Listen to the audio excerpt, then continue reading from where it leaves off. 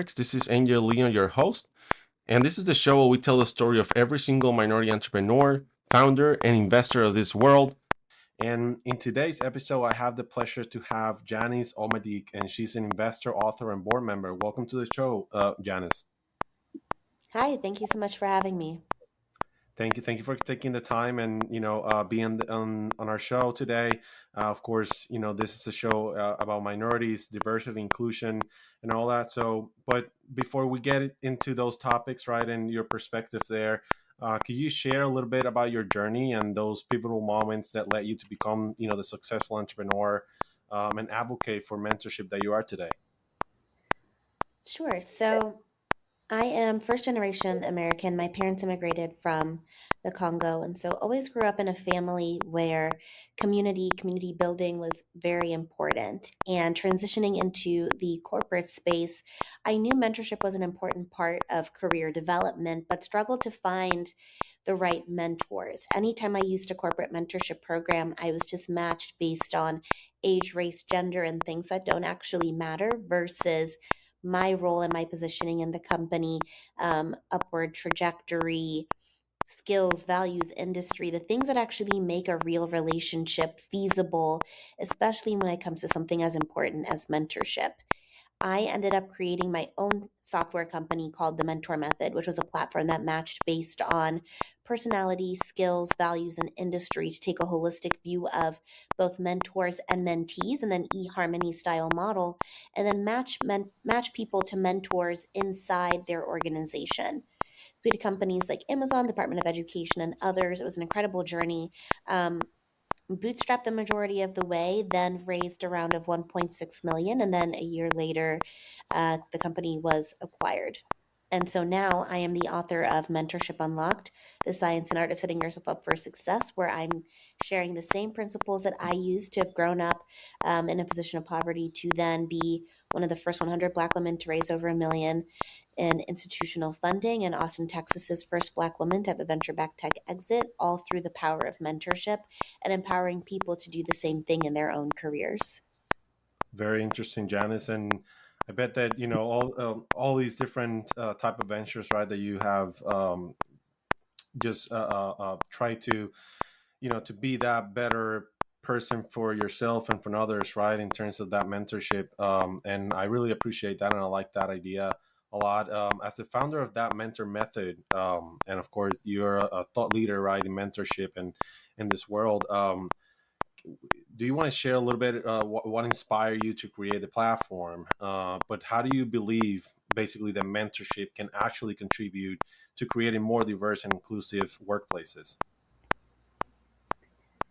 Mentorship has been proven to build the strongest teams in the market. It has been proven time and time again to help people advance their skills, building their internal community inside an organization and also outside for their own skills competency, and can lead to a 5 times increase in salaries for the mentee and 6 times for the mentor.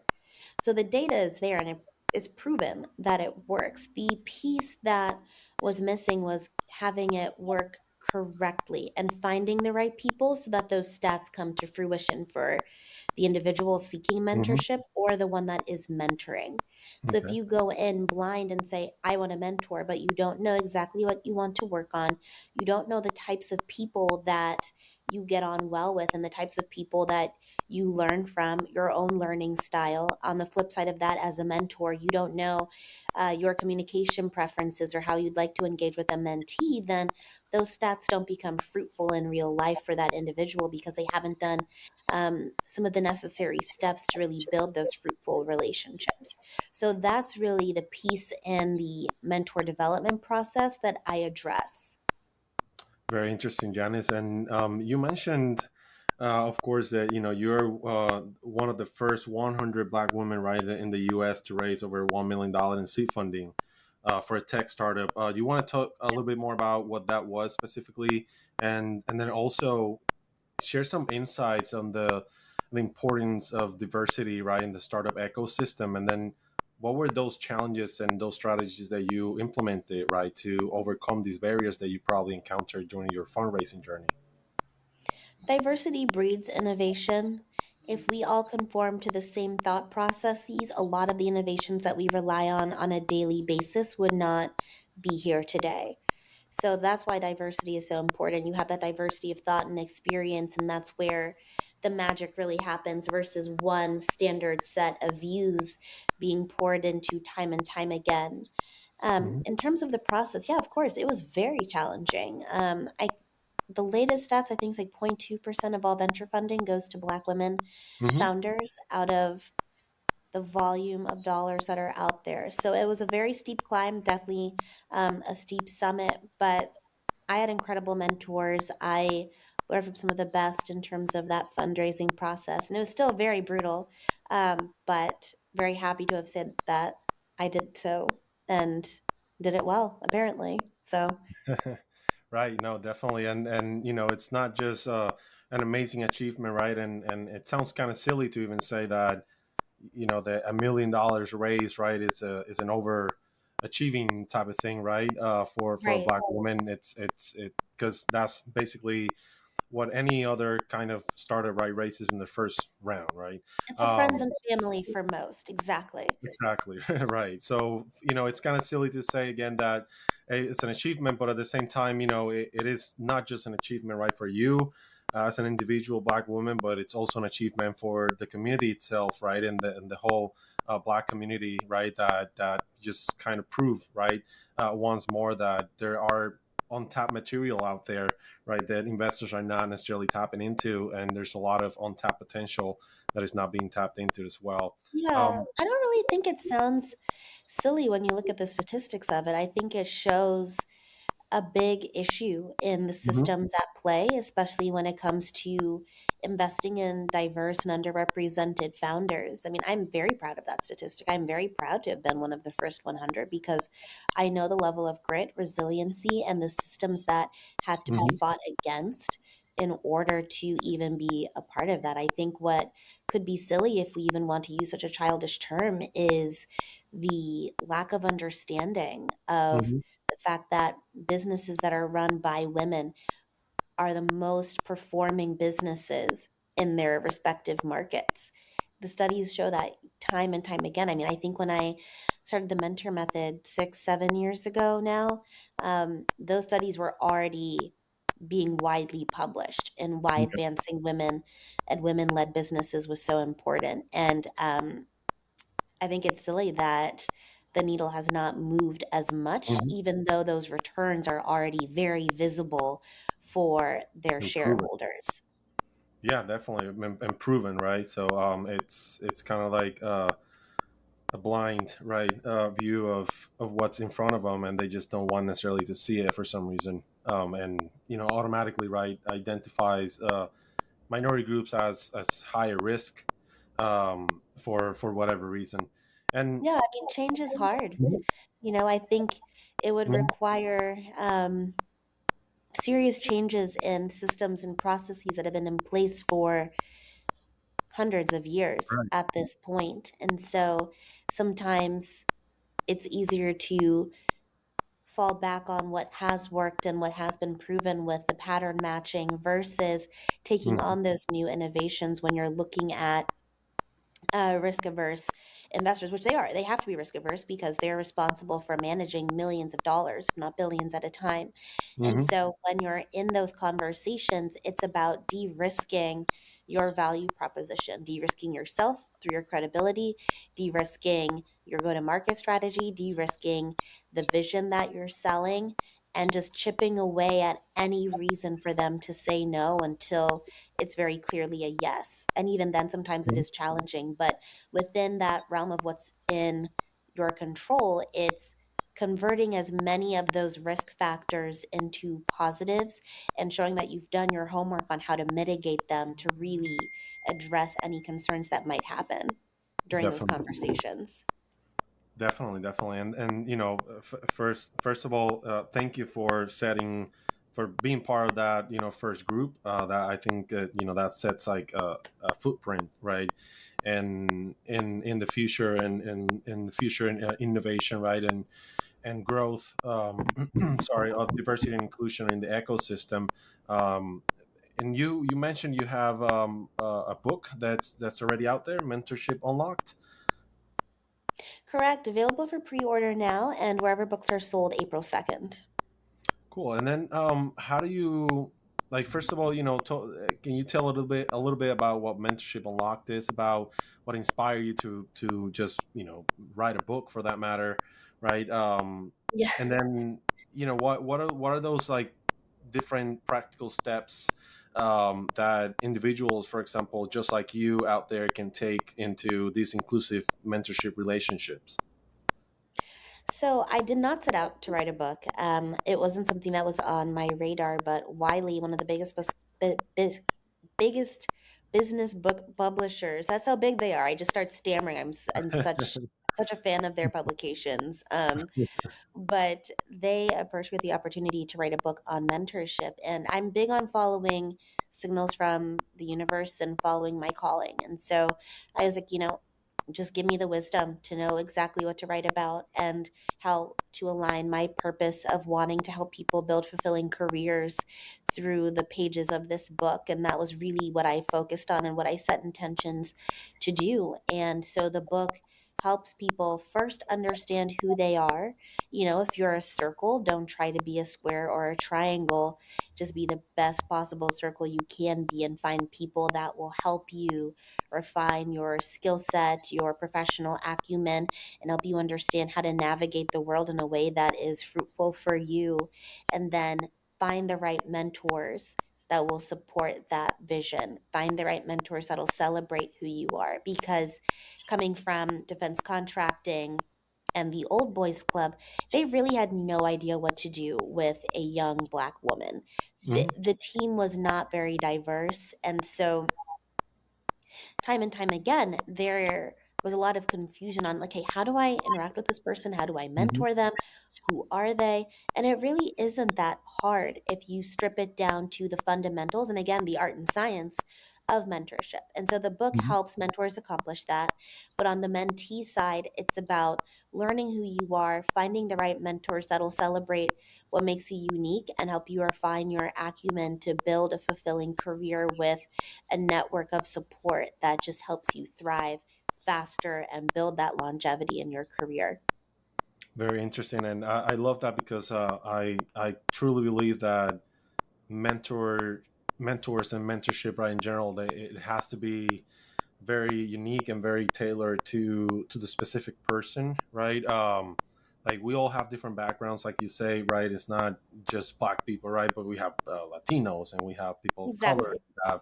and we all have different ways of thinking, with different ways of processing, different cultures, different food we eat.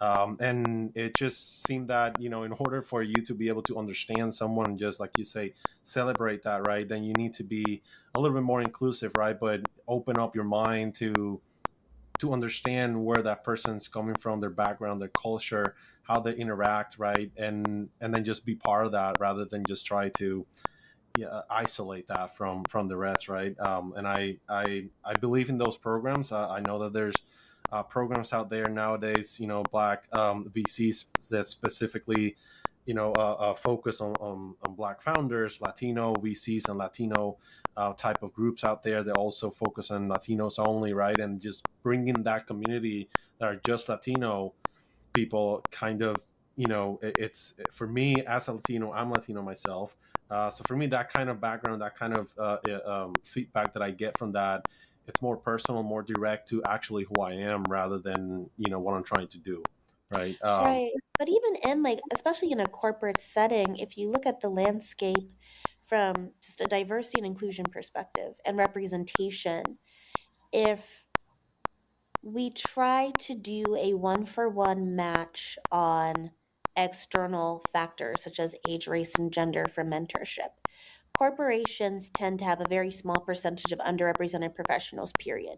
And then as you get promoted and you look up higher and higher and higher on the org chart, there are very few underrepresented members of leadership compared to those that enter into the workforce.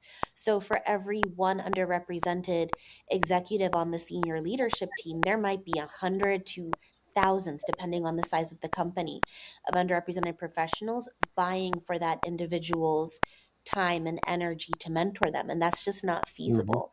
So I really encourage people to diversify who they're getting their mentorship from and focusing more on the values of that individual.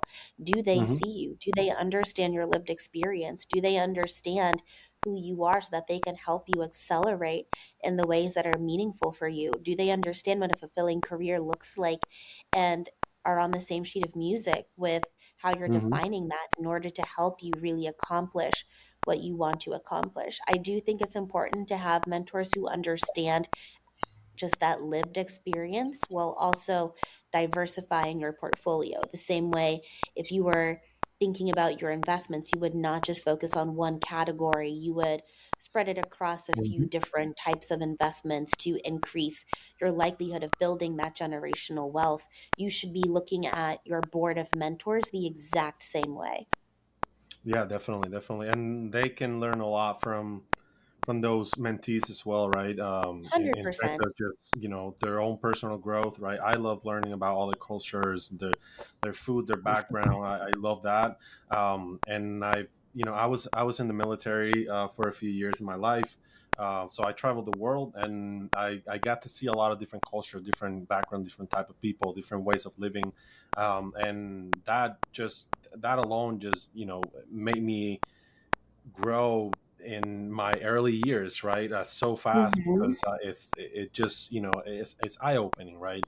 It's a lot of stuff that you've never seen before, a lot of stuff that you've never even thought, right? That people out there are still struggling with. I always have this story in mind where in Africa there are places where children die of basically stomach issues, Right. just because their water is not clean, right? And those are like here in the U.S. we complain about you know Netflix and different companies like that raising their fees, and in other part of the world, right, people have real problems like not having access to water, for that matter, and that puts a lot of things in perspective. And I believe that anyone that opens up to that and invites that into their brains and their minds and their lives, I think they automatically they're going to grow, right, as a person, and understand a lot more. So I don't understand why they don't do it. It's more than anything else, right? But you have been a trailblazer, right, in the Black community, on both the entrepreneur side, right, and you have a lot of corporate leadership. How is it that you leverage your platform, all inclusive, right, and your expertise to advocate for diversity and inclusion in the tech and business sectors? I'm not sure how to answer that because it's just a part of who I am. I believe so strongly in advancing voices that have been overlooked and overshadowed that it's something that I do without thinking at this Mhm. point. Everything I do has a lens of making sure that those that aren't invited into the rooms that I have the privilege of being in and privilege of having exposure to are actually being represented through the topics that I bring up, through the advocacy work that I do, the nonprofit boards that I serve on. Everything is about living the example that I want to see, not just promoting it or advising other people to do it without doing it myself. That's awesome. That's great. I love that. And there's the world needs a lot more people like you as well. So it's great that you were able to take some time here to tell your story, and tell your background, your struggles, and how you overcame all those things, so that other people out there that are in the same world that you are can understand that it is doable. It is hard, but there's also people out there like just like you that are willing to help and are willing to extend that hand, right, to mentor people in the right places. So just to basically conclude here, looking ahead to the future, right? Both personally and or professionally, whichever you want to talk about. What plans do you have for the near future? And then at the end, if you want to give some advice to minorities, especially your Black community, these aspiring entrepreneurs and founders out there, that would be great as well. My 2024 theme is stability. So, optimizing my life in all ways for that is what's next. Promoting Mentorship Unlocked. This is the single piece of work that I'm most proud of in my career to date. So, making sure that it's in the hands of the people that are really building those thriving careers and wanting to learn more about who they are and getting unstuck in their career if they're feeling that way. In terms of advice, let the world tell you no. Have those audacious goals, but have a strategy to accomplishment and have a bargaining range for where you know maybe it's time to pivot, maybe it's time to try something new, but Mhm. always try.